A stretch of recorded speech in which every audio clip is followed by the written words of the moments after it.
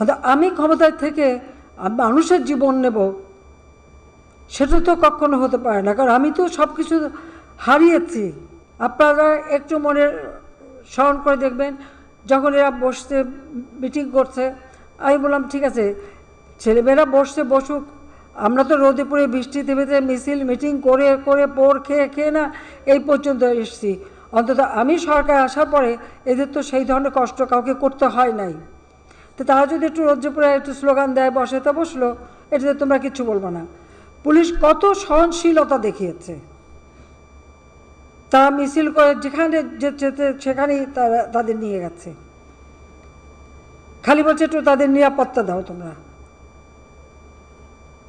আমরা তো সেই আমেরিকা ইউনিভার্সিটির ছাত্ররা নেমেছিল পরে, যেভাবে তাদের উপর তাদেরকে একেবারে মেরে ধরে মাটিতে ফেলে অত্যাচার করে, এমনকি শিক্ষকদের পর্যন্ত